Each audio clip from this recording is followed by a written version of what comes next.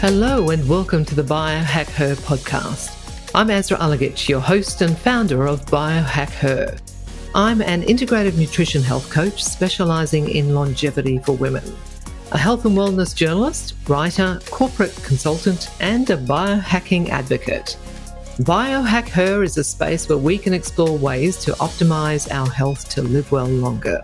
Whether it's through improving our nutrition, exercising, cryotherapy, supplementation, technology, and more, I'll be bringing you information and interviews with the best longevity experts to help you understand what you can do to optimize your health, prevent disease, and slow down or even reverse the symptoms of aging by taking control of your unique bio-individuality. Want to know more? Let's dive in.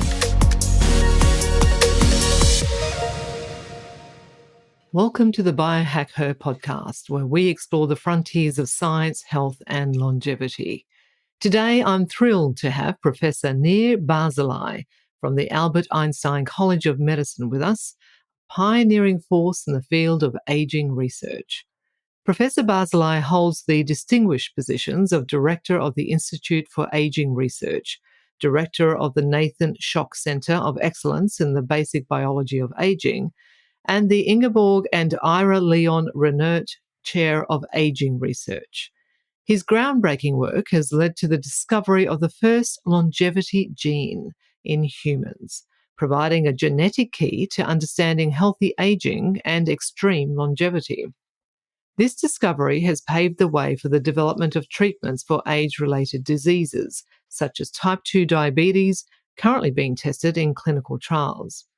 In addition to his research on longevity genes, Professor Barzilai's work encompasses studying the biological mechanisms of aging, including the role of nutrients and genetics in lifespan, and investigating the declines in physical and mental capacity associated with aging.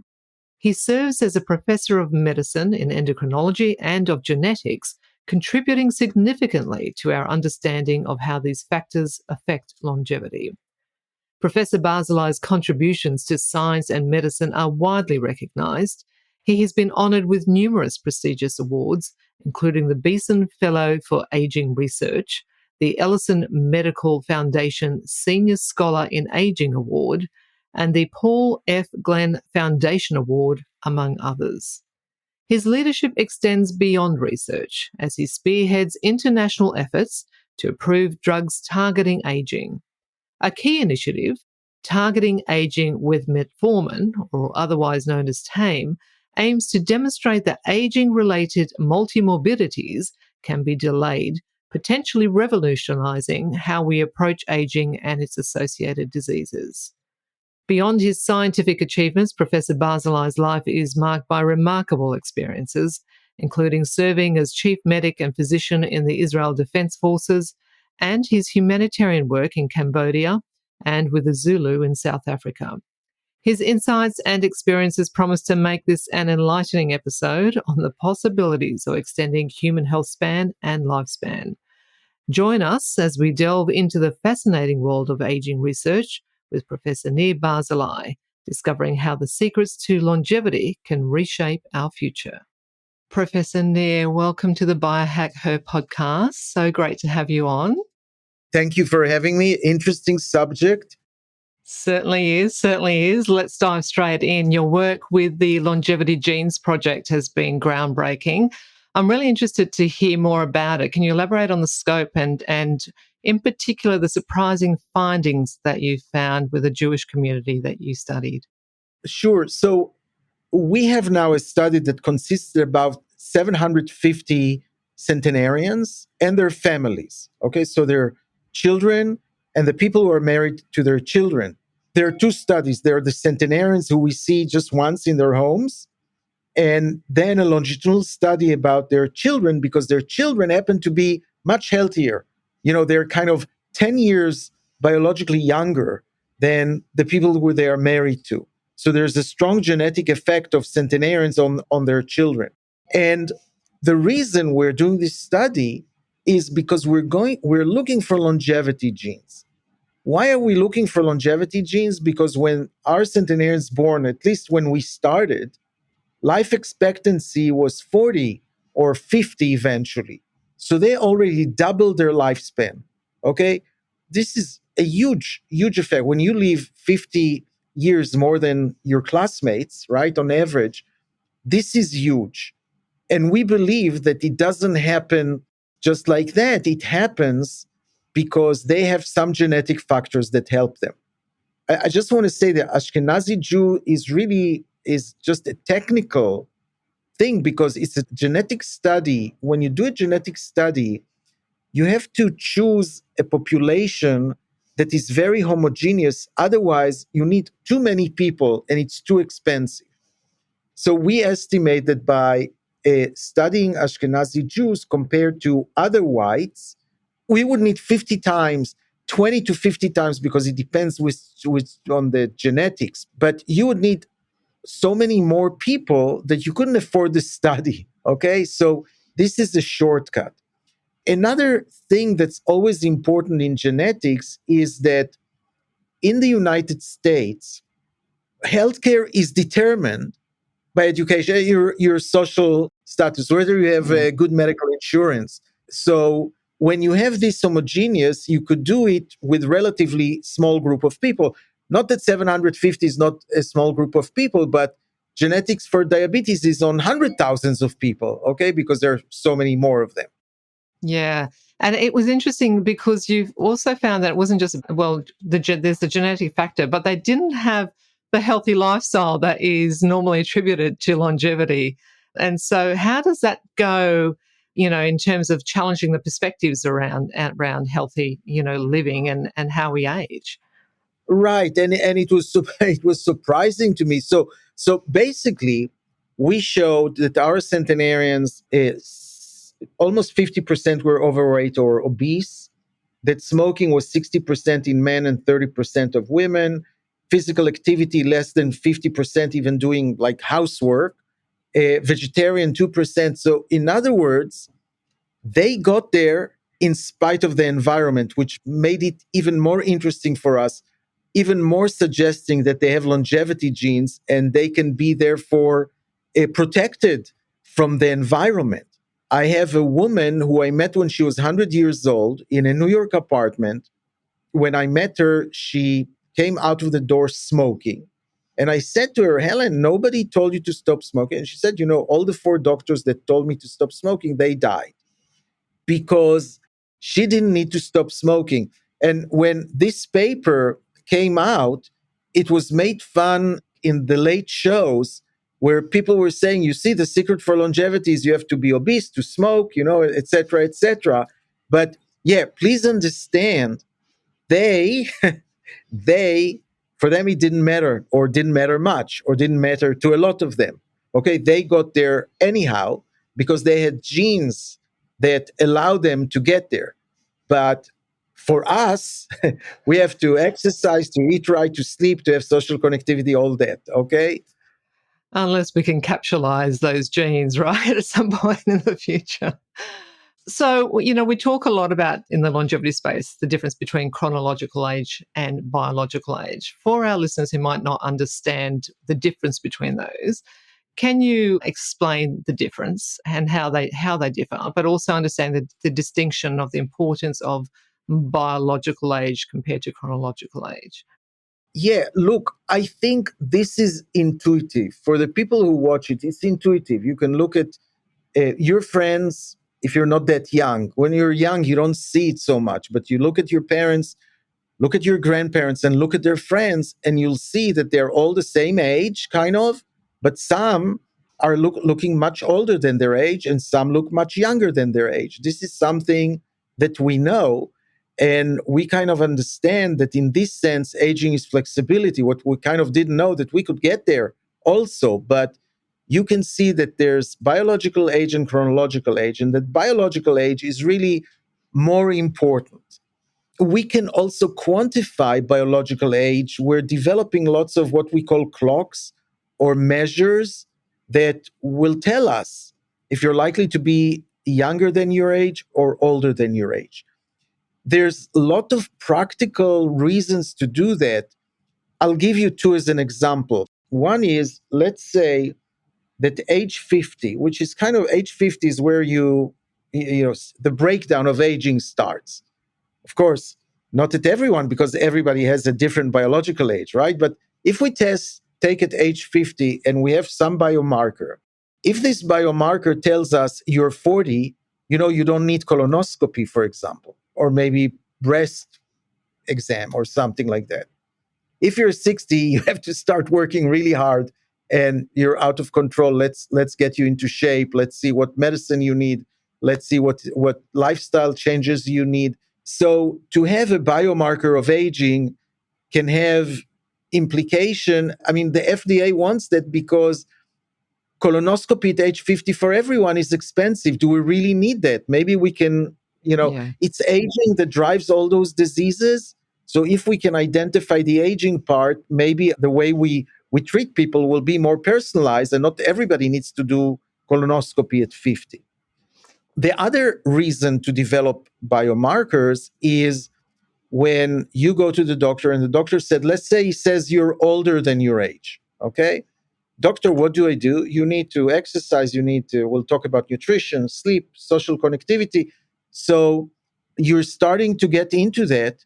You want to see that the biomarker actually indicates that you're getting better, right? It's like cholesterol is a biomarker for heart disease. So you take a drug, you lower the cholesterol, and by that you'll prevent heart disease. So we need something like that for aging too. So it's kind of important to have those biomarkers so we can understand better the differences between us, that where chronological age is just a number. It's not something that puts you in a definite category.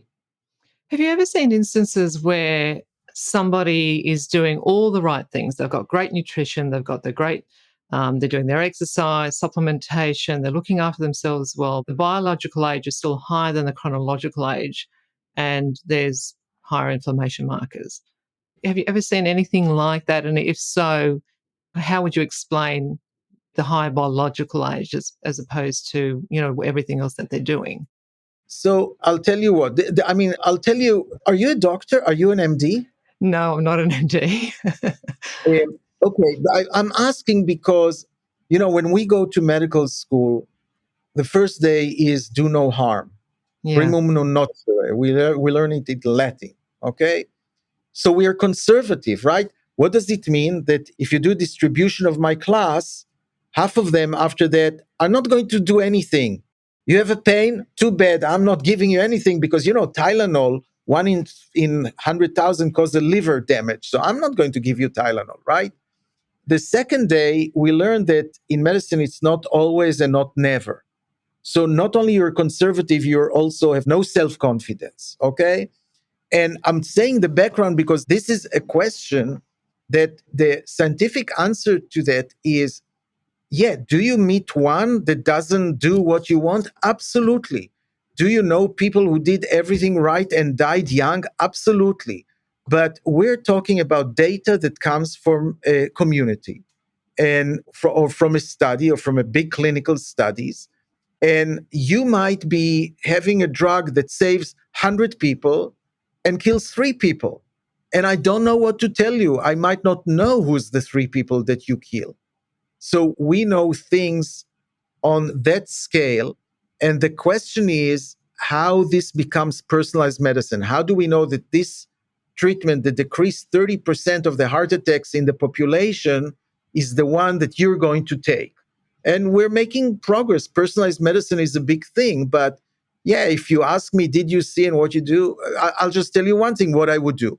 So if we're trying to maximize health by exercise, nutrition, all that, and it doesn't work, you need drugs. Okay? In my mind, you need drugs. And I just published a paper now that is an update on a paper I published 2 years ago, that there are 12 FDA approved drugs that are also gerotherapeutics. Okay? They were developed for a disease, but they actually happen to target aging itself.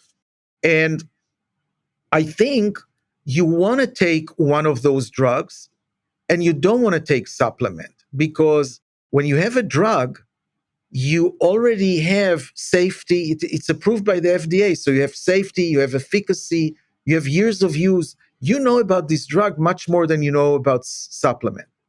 And supplements, not only we don't know enough, we don't know how much is enough. We're taking supplements together that are sometimes antagonistic to each other. So in other words, there's a lot of things that we can do beside maximizing the health with environment to actually target the biology of aging, and any doctor can repurpose drug. That's another thing. A drug like metformin that is used for diabetes was repurposed not by the FDA, but doctors are using it for polycystic ovary, for prevention of diabetes, for pre-diabetes, for PCOS, for COVID. Okay, this is the only drug that decreases hospitalization, death, and long COVID. Okay, so you can take any of those drugs and repurpose them for something. So I think the future is really now. It's more about people like you who help us educate physicians and customer to say, hey, I think I'm not doing well. Is there something that can target my aging so that I don't get diseases? Yeah, I remember at the longevity conference that we were at in Singapore, and when you did your talk there, you brought up the list of some of those drugs that you're referring to there, metformin, rapamycin, and so on, were on there.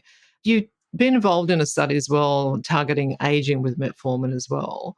And what were the goals of that study? I mean, you've alluded to it to some extent, but metformin seems to be such I suppose, a prominent longevity drug that really isn't available for that purpose yet. But other than some people who are able to get it, from their doctors to prescribe that way. But normally it's for diabetes and so on, right? So how is that going to be positioned as a longevity drug? And how has that research that you've done helped towards that? So, first of all, I just want to repeat what I said first. It's not illegal to repurpose metformin for longevity, okay? And usually in the United States, I give people who want, I'm not prescribing this drug because I'm leading the trial, but I'm sending people, if you would have asked me, I would send you 2 papers and say, attach those papers to your doctor and say, I would like to be on metformin. What do you think about those papers? And usually one of 2 things happen. Either the doctor will call me and said, I didn't know about metformin for aging. I should be on metformin. All my patients should be on metformin. Or, and more common, that the doctor says, I don't have time for this bullshit, but metformin is safe. The patient wants it, so I'll give them metformin. Metformin is the cheapest drug on the formulary. But okay, the reason I'm doing TAME is not to demonstrate what metformin has been shown before. It's to package it in a way so that FDA will have aging as an indication. Okay? Aging, there are a lot of things that the FDA approves drugs for. And they don't believe that we can target aging. So we came with them and we discussed, and it was actually a Ron Howard film on the age of aging. Yes, I saw that they came with us to the FDA. And we just need we told the FDA, this is what we're going to do. We don't want to finish the study and you'll say, no, you should have done something else. So tell us what to do. And we kind of shook hand on, if this trial is going to be successful, they'll have an indication. By the way, I don't think they'll call it aging, but they'll talk about prevention of a cluster of age-related disease, which for us is the same. It doesn't matter. But I think this is very important because once there's a way with the FDA, there'll be more drug companies that will jump in and accelerate and will be able to live, we die. I mean, in Australia, I think life expectancy is about 80. Yeah, I that's think right. more, but maximum life expectancy is 115. Okay, statistically, there's somebody who lived more than that. But we have to make progress, okay? We can live until 115. We're not doing it very well or very close now. We have 35 years to realize. And I think with maximizing your health and drugs and future drugs, we'll be able to live healthier for much longer. There's so much out there now, more so than what there was, 10, 20 years ago. And there's some really exciting research coming out. Can you explain the role of insulin-like growth factor pathway in aging and how that could be used to extend lifespan? So, insulin, or let's call it IGF-1 for short, because it's one of the major growth hormones. So, there is only one growth hormone. It's hard to measure in adults, but there's IGF-1 is the hormone that takes care of a lot of the growth hormones action. By the way, there are many growth hormones, but IGF-1 is one that is very important. And we noticed that centenarians who have so they're already 100 years old. And when we looked at those with the lowest growth hormone, with the lowest IGF-1, how long do they live for? They live twice as long as those with the highest IGF-1 level. Not only that, they have better cognitive function. And so this was intriguing for us. And in fact, we found that 60% of our centenarians have some effects on genes that lowers the growth hormone actions or the IGF action. 60%, it's like the most common group of family in centenarians. Why is it so? It's so because whenever you're growing up, you need a lot of growth hormone. And when you have high IGF-1, you are always doing better. You have less diseases, less mortality with high IGF-1. When you go over the age of 50, it flips.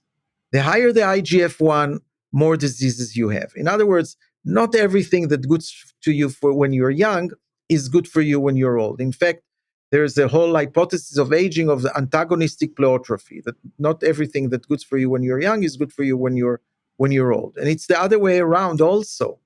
So if your adult lives is with low IGF-1, if you get to older adult with low IGF-1, you're doing much better.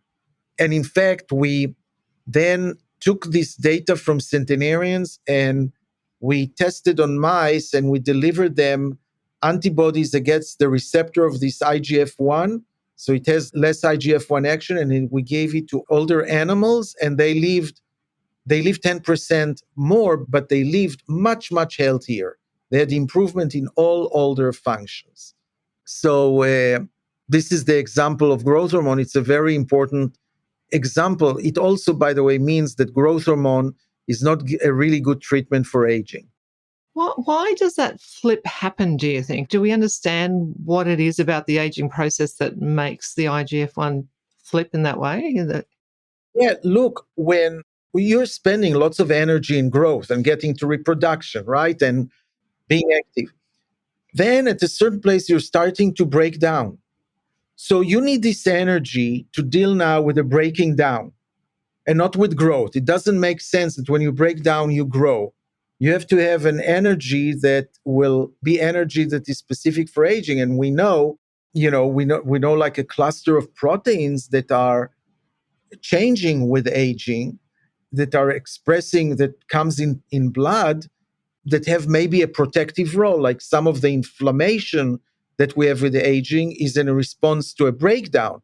It's not a good response all over, but there's a change in how our body targets a response to the aging process and to the breakdown. And it makes no sense to grow there. So you just have to switch the energy. Right, okay. Now, earlier you mentioned, I think you touched on a little bit about some of the financial repercussions of aging and why managing or improving longevity is so important. The concept of longevity dividend is related in your research. What are the economic implications if we don't tackle this in the right way? And if we do start to see increasing health spans, what are the financial implications, not only, I suppose, in America, but, globally as well? Yeah. Well, that's a terrific question. And, we noticed our centenarians, they didn't get sick when everybody got sick and now they were sick for more years. Okay. Their health span and lifespan went together. And not only that, they had what we call a contraction or compression of morbidity. They were sick very little time at the end of their lives. In fact, the CDC, the Center for Disease Control in the United States, have followed the medical cost in the last 2 years of life of somebody who dies at 100 is third of those who dies at 70. And so we were starting to think of what does it mean that we're healthy, healthy, healthy and die. And we calculated a really substantial number until a professor of economy from London School of Economy, Andrew Scott, came and said, guys, you're totally underestimating the economical value. And we said, what do you mean? He said, look, you're counting medical costs. But listen, those people are not in the hospital. So where are they? They're traveling, they're shopping. They have an economical value that you have to take into account. And, there's a huge economic, half of the economic value is on people over the age of 60. Those are the people who have the money. So when he calculates the economy value, it's a ridiculous number. It's $36 trillion a year if we improve health span by a couple of years. Okay? So because healthcare is such a big part of the budget of every country that, the solution is to target aging and prevent diseases like the centenarians do and have a huge impact on the economy. So it's something, not only it's good for the individual, it's also good for the country. And as he says, 10% of this saving could go for global warming, and it might be enough. Okay, if we had $3.6 trillion next year just for global warming. So I think we have to understand that living healthier is good for the individuals and it's good for the country. Well, I mean, you've got aged care facilities as well, which are expensive. You're keeping people out of hospital, so it makes sense, right? It adds up to try and keep people healthier for longer. What are the barriers to aging research currently that you're experiencing and your colleagues? So what we geroscientists have, we are working on what we call the hallmarks of aging. You might hear it as the pillars of aging or the drivers of aging. It's the same thing. It's things that we identify that go wrong when you're old. And if you fix it in animals or if drugs fix it in human, then you get healthier overall.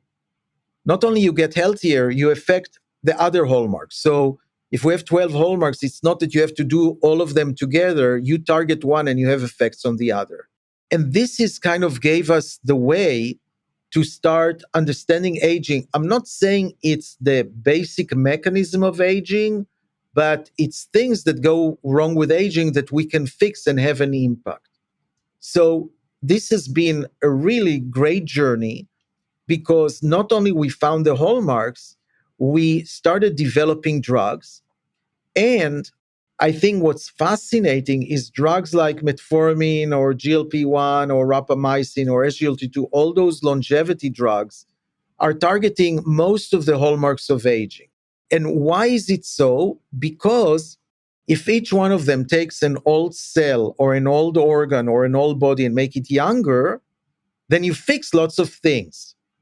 We used to fight about the actual mechanism of action of each of these drugs. And the answer, no, maybe it's doing something, but it's doing lots of other things, and we don't have to fight about it. For us, you want to call yourself a gerotherapeutic? Show me that you affected several of the hallmarks of aging. Statin, which is a really good preventive drug, but if you give it to animals, they don't live longer. Okay, it doesn't affect your rate of aging, it just prevents cardiovascular disease. Okay, we're talking about looking at medicine from a totally different perspective, from the perspective of those are doing a lot of the hallmarks of aging, and we give it to humans, will increase the health span, will decrease the mortality, and it will have eventually really good effect on everyone. Which of those drugs tackle all hallmarks of aging? There are some that just tackle some hallmarks of aging, or are there some that tackle all 12 hallmarks of aging?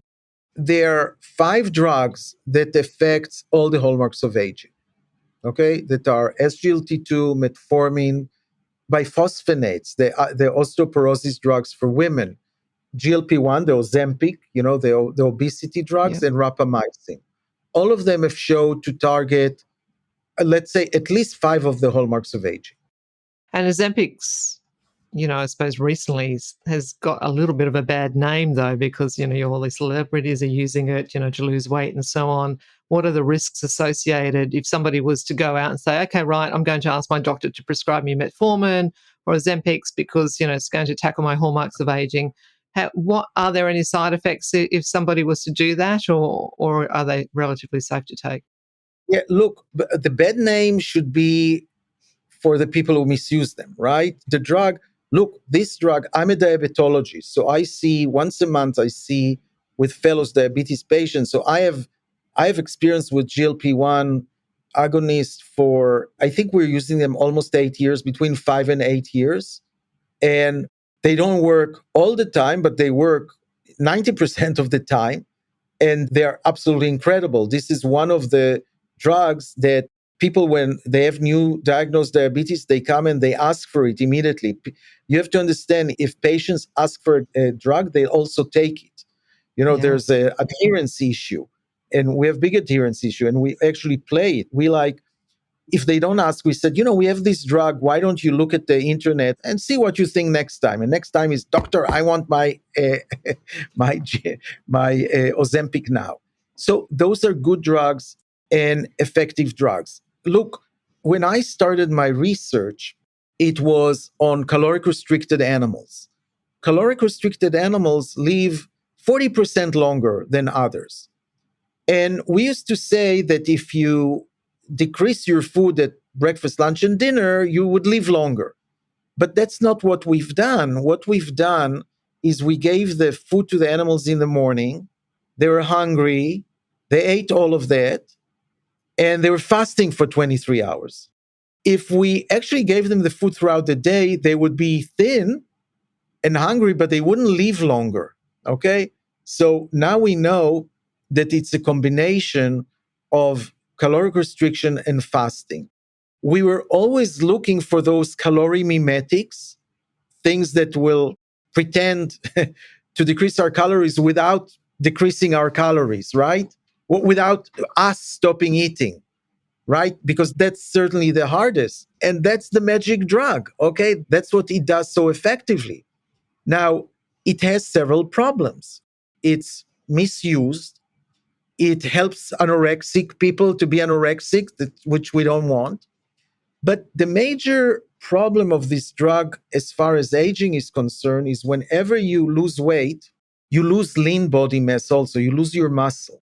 And there are elderly people who, well, when they had all those weight and their muscles were carrying them, it was okay. But when they started losing muscle, even though they lost weight, they lost too much muscle to really be healthy.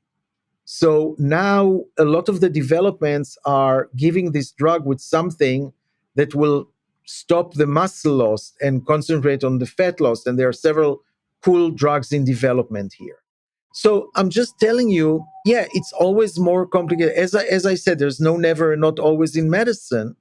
And a good drug gets a bad reputation because of misuse and because some have side effects. Some cannot tolerate it. Okay. They're vomiting from the first part and they never stop vomiting. Okay. So that's not for them. But the majority of the people come for more. Yeah, well, because they're targeting that, right? And I suppose we're also bio individuals, so we're going to react differently to different types of drugs and supplements. Just with the drugs that you've mentioned, how would you compare those to some of the nutraceuticals that people are taking, like NMN, resveratrol? How do they compare in terms of maintaining longevity? So the reason that I've been pushing this drug ID is that one of the reasons is that the supplements is hope. It's not promise. Okay. There are very little studies on supplements. There are some, but there are very little. This whole NMN field hasn't been working on humans yet. Okay. It doesn't do what it does in animals. It doesn't increase this NAD level in muscle. Okay. I don't think we have, and I wish, and I think that's the trait, is that the NMN will be developed like a drug. Okay, so it could be really tested. We could have approval, and we'll know what it's doing. The advantage of drugs is that they're FDA approved and they're safe and efficacy. And I would start with them and not with supplements. Supplement you take if you're missing something, okay, but not for aging. There are so many studies in the longevity space that are being done on animals, whether it's worms, flies, mice.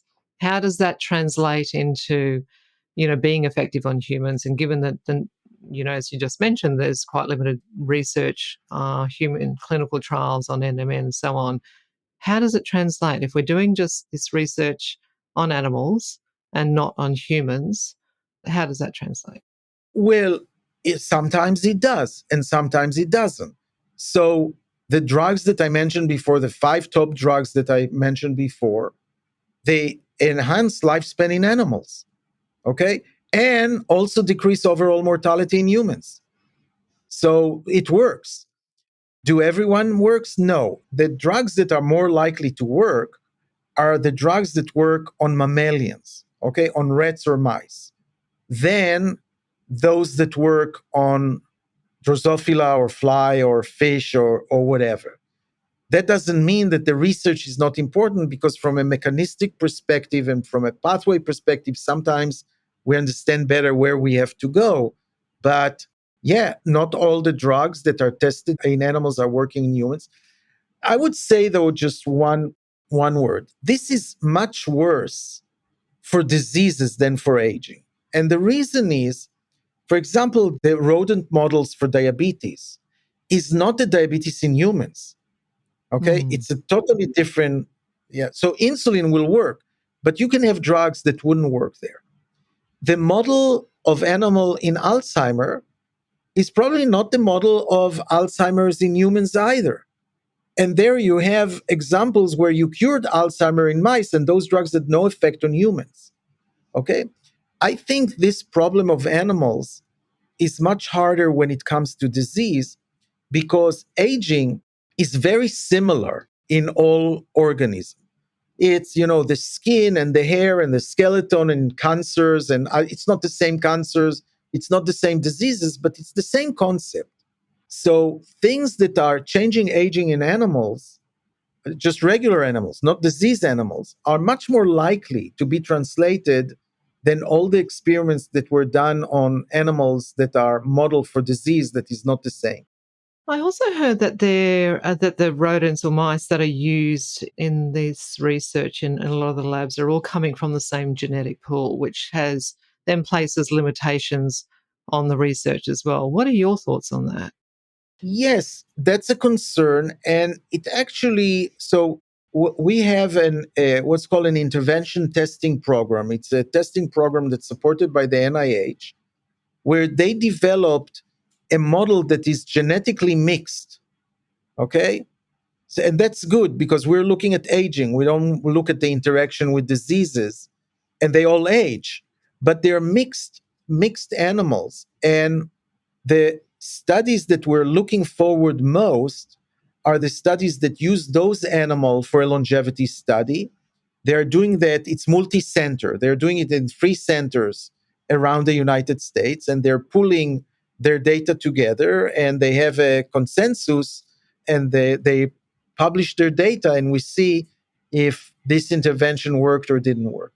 The majority of intervention tested didn't work. I think 25% or 30 works. But when it works, it usually works in humans too. Moving forward, what are you seeing as going to be the most exciting prospects or breakthroughs coming through in the aging and longevity space? It's taking care of your health rather than treating your diseases. This is the revolution that we're trying to get. And this revolution is starting now. There are longevity doctors. There's the Healthy Longevity Medicine Society. There's Medicine Society that tries to tell you what's to do, what not to do, what you should know, what you shouldn't know. I mean, people will do whatever they want, but at least to have some guidelines. The fact that there are clinics in public hospitals that are starting to practice this longevity medicine, the fact that medical schools are starting to think of calling themselves health school, because basically the medical school are treating disease, and we have to just shift it and treat our health or maintain our health. So I think this revolution is very exciting, because I think it's coming fast. people will listen to that. People will listen to your podcast and will start thinking, that's what we should do. But this all goes from cells to cities. Okay. So the cells, this pipeline will start to get better in the sense that we still don't understand everything about aging. We know what to do. Okay. We know what we need to change, but we don't know everything we have to know about aging. So if you ask me the future, and let's say what will happen 50 years from now. So I'm not going to be here and I wouldn't be responsible for what I'm saying now, but I think that medicine in 50 years will enable to take a 20-year-old, give him a treatment, her, a treatment, could be different treatments, by the way, a treatment for every few months or maybe few years, and basically will able to erase aging so we can live maybe even longer than 115 years. I think this will be easy in 50 years. I think in the meantime, we're going to have older people, so we have to treat their aging. I think that there'll be an effort to somewhat reverse aging, but reverse aging, the future is to erase aging when you're young.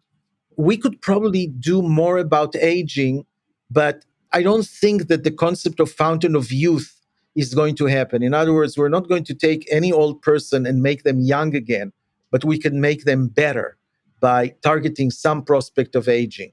And I also want to say towards the end that it's not only about aging, it's not only about aging people, but people who went through chemotherapy and radiation are aging because that's what we did to them and they need help. And people with HIV are getting diseases 10 years before their friends. And poor people all over the world are sicker and dying 20 years before the rich people and disabled people. And also, if we want to go to Mars, we have to stop aging first because we'll never get there without disease and we'll never make it back.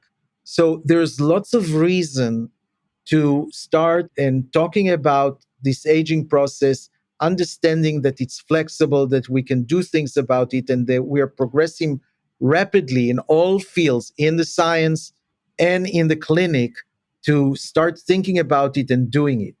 So my target audience is primarily middle-aged women. What specific advice would you give us middle-aged women in terms of maintaining longevity or improving our longevity? So first of all, I want to say that aging according to sexes is very, very different between the sexes. The biology of aging is very, very different between the sexes. I can tell you that I measured 5,000 protein in 1,000 people between the ages 65 and 95, and there are 570 proteins that are changing significantly, but in women, it's only 250. It sounds like the proteins of women are somehow more stable, or maybe that they are younger than their age. I will tell you that the ITP, this program that I told you, that they give to mice and check their health span and longevity, is sex specific. A lot of the drugs work only on male or only in females, and some of them works on both. So males and females are very different. We don't think that the main drugs that I mentioned are different, except the bisphosphonates. The bisphosphonates, the osteoporosis drugs, are given mainly to female. So if you're offered that, if you're on the stage of you have decreased bone mass, but you're not osteoporotic, take this drug. Even in ICU, women don't die if they are on this drug somehow. It's really important.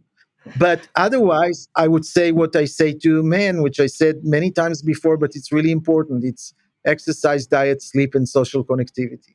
Yeah, totally agree with you. As an integrative nutrition health coach, I totally agree with you on that. And just finally, Nir, what does it mean to you to live well longer?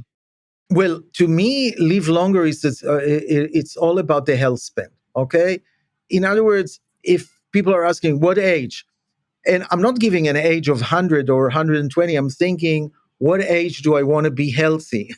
Okay, and I think that's the mindset that we have to have. And you don't have example of that really. I mean, you do have example. People maybe have example of people. I mean, I heard yesterday somebody who knows 200 years old that were healthy until the day they died. You have example like that. You have people who died at 85 and you say, oh, they were so healthy, but they were healthy for 85 years. This is a good deal. Okay. This is a really good deal. As a doctor, I know that living long with terrible diseases that are also accumulating and the treatment is accumulating, the side effects of the treatment, then you get cancer. Couldn't agree with you more, Professor Nir. Thank you very much for your time. I really appreciate it. Well, that's a wrap for today's podcast. Thank you for tuning in. And if you'd like to learn more about biohacking, go ahead and sign up on my website at www.biohack-her.com to get a free copy of my 5 top biohacks to get you kick-started. While you're there, you can also check out my blog page for more tips on biohacking. If you'd like to subscribe to this podcast, you can do so on Apple, Spotify, and Google Play. Let us know if there's anyone you'd like us to talk to in particular, and we'll endeavour to get them on the podcast. Until next time, remember to live well longer.